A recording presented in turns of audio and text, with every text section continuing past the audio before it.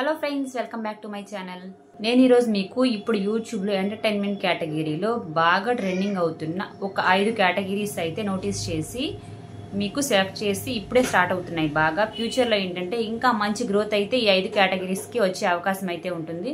చాలా ఫాస్ట్గా ఈ ఛానల్స్ గ్రో అయ్యే అవకాశం కూడా ఉంది. ఇప్పుడే ఛానల్ ఎవరైనా పెట్టాలి అనుకుంటే మాత్రం ఎంటర్టైన్ కేటగిరీలో ఈ వీడియో మేబీ వాళ్ళకి యూజ్ అవుతుంది. నేను చెప్పే 5 కేటగిరీస్ ఏవైతే ఉన్నాయో ఇవి మీకు నచ్చుతాయేమో ఒకసారి పూర్తిగా వీడియో అయితే చూడండి.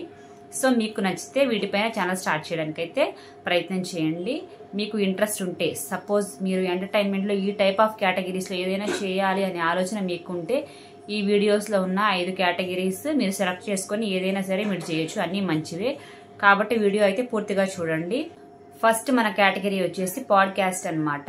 సో పాడ్కాస్ట్ అంటే చాలా హార్డ్గా ఉంటుంది, ఎవరు పట్టించుకుంటారు అనే టైప్లో ఉండేది ఈ కేటగిరీ ఇంతకుముందు. సో ఈ వీడియో ముందుకు వచ్చి పాడ్కాస్ట్ చేయడము, మైక్స్ ఎదురుగా పెట్టుకొని ఏదో కొంచెం హార్డ్గా ఉంటుంది అనమాట చూసే వాళ్ళకి.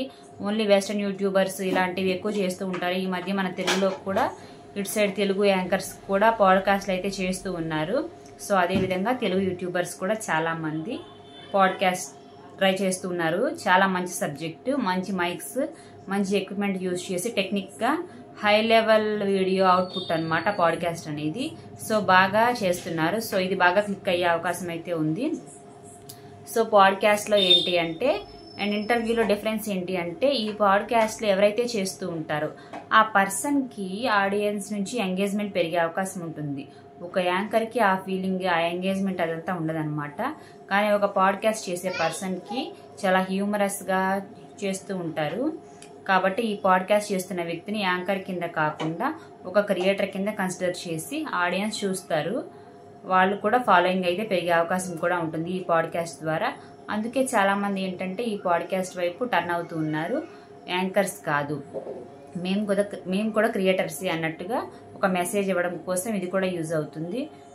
నెక్స్ట్ టాపిక్ ఏంటంటే ఈ టైప్ వీడియోస్ చాలా మంది ఇష్టపడుతూ ఉంటారు. మైక్ బాగా నచ్చుతుంది కూడా మీకు. ఈ టైప్ ఆఫ్ వీడియోస్ అందరూ బాగా ఇష్టపడుతూ ఉంటారు.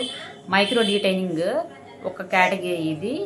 నేను పక్కన స్క్రీన్ మీద మెన్షన్ చేస్తున్నాను చూడండి. ఇప్పుడు చాలా మంది సినిమాలు చూస్తూ ఉంటారు కదా, సినిమాలో మైక్రో డీటెయిల్సింగ్, డైరెక్టర్ చేసిన మిస్టేక్స్ ఇవన్నీ ఫైండ్ అవుట్ చేసేసి ఆడియన్స్కి చూపిస్తూ ఉంటారనమాట.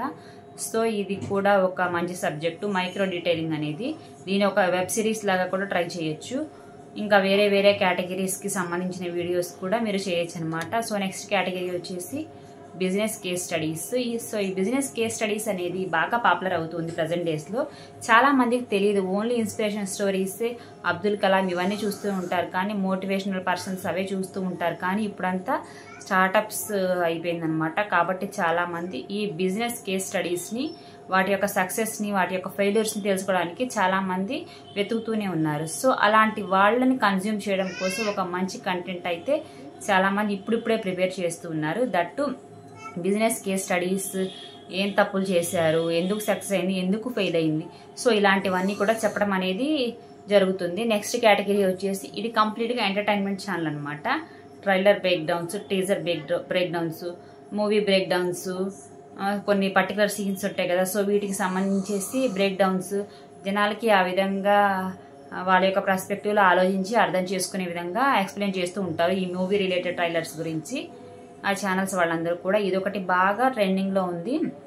ఇప్పుడు ఒక ట్రైలర్ వచ్చింది అనుకోండి, సపోజ్ మనకి కలికే ట్రైలర్ వచ్చింది, దాదాపు చాలా మంది వాటి యొక్క ట్రైలర్ని, వాటిలో ఏం జరిగింది ఇవన్నీ డీటెయిల్గా ఎక్స్ప్లెయిన్ చేస్తూ ఉంటారు. ఒక్కొక్కళ్ళు ఒక్కొక్క కొత్త పాయింట్ చెప్తూ ఉంటారనమాట.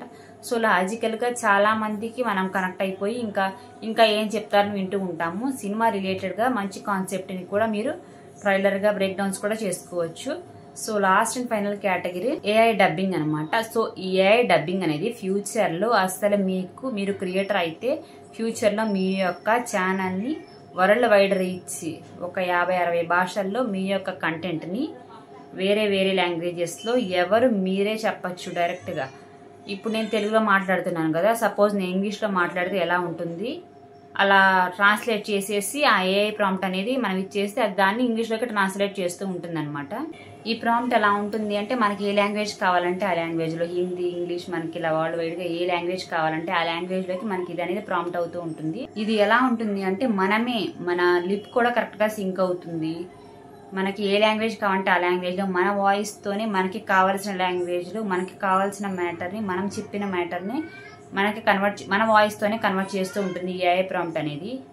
చాలా అద్భుతాలు అయితే ఏఐ ఫ్యూచర్లో తీసుకురాబోతుంది. కంటెంట్ క్రియేటర్స్కి 100% రీచ్ అయ్యే అవకాశాలు అయితే చాలా ఉన్నాయి. మీరు ఏఐని మిస్ అవ్వకుండా ఇవన్నీ మంచి మంచి వీడియోస్ మీరు కనుక క్రియేట్ చేస్తూ ఉంటే మాత్రం ఖచ్చితంగా మీకు వీటిల్లో మంచి రీచ్ అయితే వచ్చే అవకాశం ఉంది. సో మీకు కనుక ఇంట్రెస్ట్ ఉంటే కొత్తగా ఛానల్ స్టార్ట్ చేయాలనుకుంటే మాత్రం నేను చెప్పిన 5 కేటగిరీస్లో ఏదైనా మీకు నచ్చినట్లయితే మాత్రం వాటిలో ఒక మంచి కేటగిరీని సెలెక్ట్ చేసుకొని మీరు ఒక కంటెంట్ని సెలెక్ట్ చేసుకొని ఒక ఛానల్ అయితే పెట్టుకొని మంచిగా క్లిక్ అవ్వాలని కోరుకుంటున్నాను. మీకు కనుక వీడియో నచ్చినట్లయితే మాత్రం తప్పకుండా వీడియోని లైక్ చేయండి. Thanks for watching.